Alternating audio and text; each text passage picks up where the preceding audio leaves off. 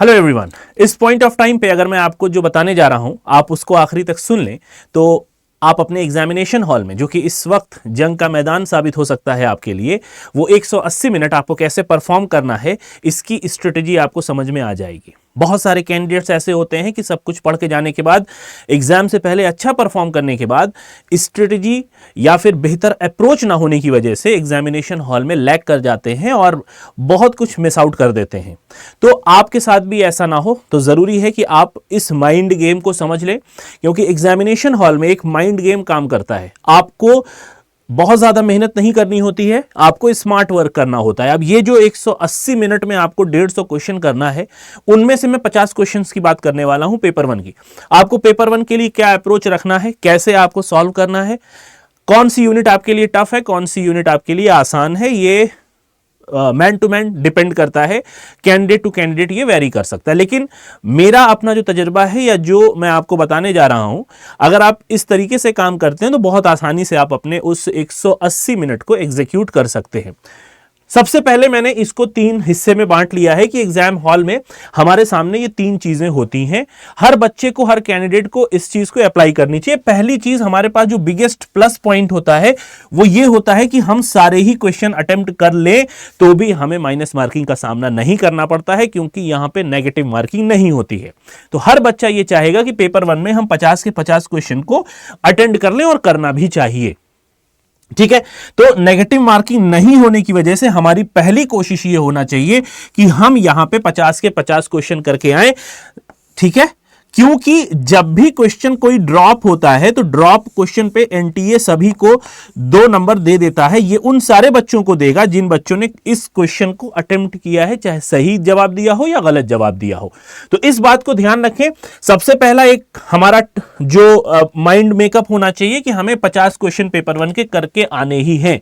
ठीक है, any how अगर आप 50 में से मान लीजिए आपने 40 क्वेश्चन सही किए हैं, 10 क्वेश्चन का जवाब आपको नहीं आ रहा है, तो कुछ नजदीक आप पहुंच जाएंगे, कुछ नियर बाई जवाब आप इसका दे सकते हैं। दूसरा, एग्जामिनेशन हॉल में आपका साइकोलॉजी क्या होनी चाहिए। ठीक है, कैसे आप अपने आप को साइकोलॉजिकल तैयार करेंगे।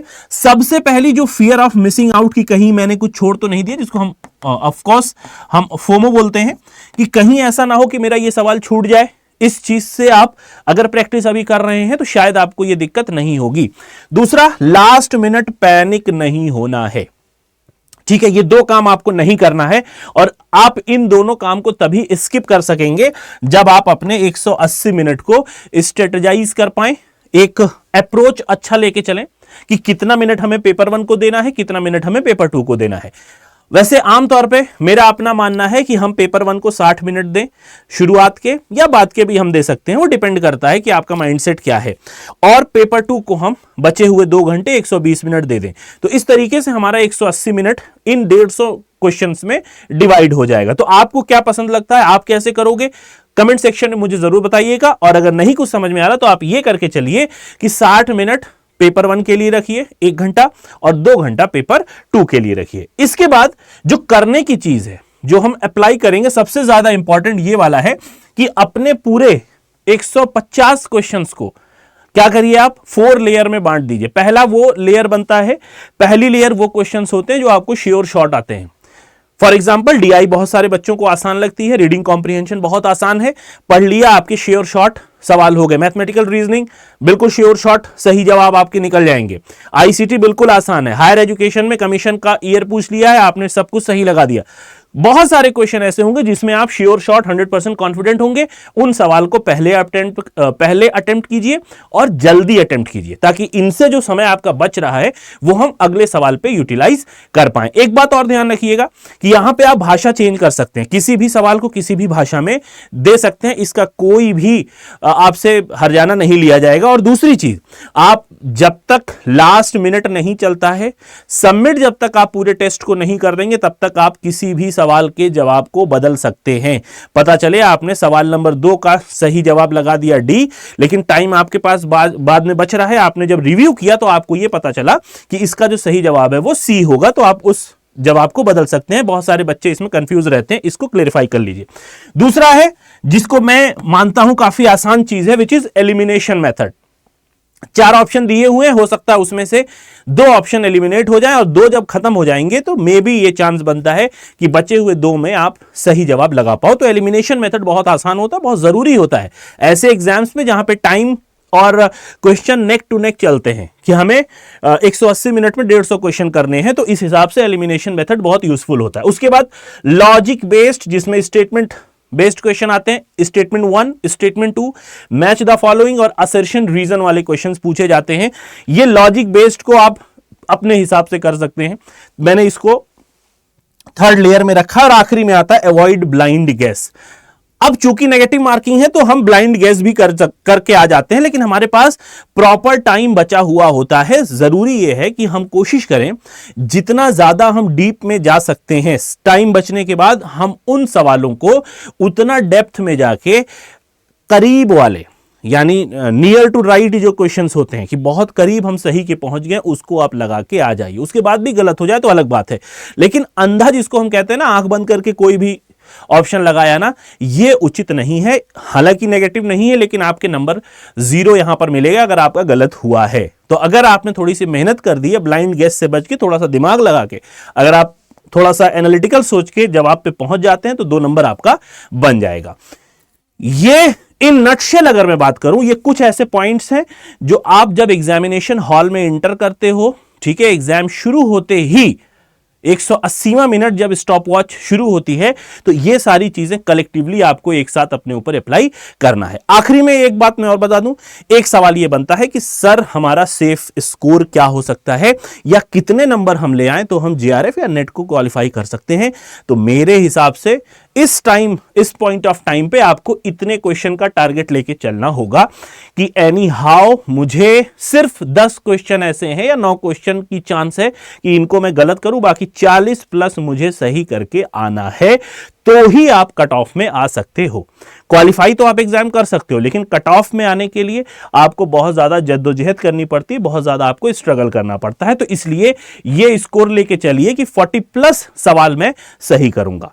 तो ये है एग्जामिनेशन हॉल का माइंड गेम कि आप 100% किस तरीके से अपने इस पूरे एग्जाम को 180 मिनट को और 150 क्वेश्चंस को कैसे स्ट्रेटजाइज करते हो या किस अप्रोच के साथ चलते हो। तो अगर आप इनको लेके अपने साथ चल रहे हो तो बहुत हद तक आप एग्जामिनेशन में बहुत फ्लॉलेसली, हैसल फ्री तरीके से एग्जाम देके आ सकते हो।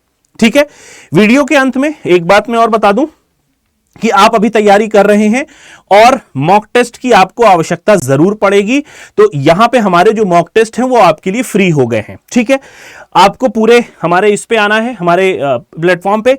यहां से आप यहां पे आएंगे रन फॉर रैंक पे, और पहले से ये 0 लगा, अगर नहीं लगा हो तो आप यूजीसी फ्री कोड लगा के इसको कंटिन्यू कर देंगे, तो आपकी एक बेसिक सी डिटेल मांगेगा और फिर आप पे नाउ करके आगे बढ़ सकते हैं। और बिल्कुल ये अपने आप, जैसे ही आप ये पे नाउ होगा, तुरंत आपको एक मैसेज आ जाएगा। तो इस बात का ख्याल रखें कि आप इसमें इनरोल कर लें, क्योंकि यहां पे आपको 5 यूनिट पेपर 1 की फ्री दी जा रही है और 2 यूनिट पेपर 2 की जो पेड में है, और सारी वो यूनिट्स हैं जो स्कोरिंग है।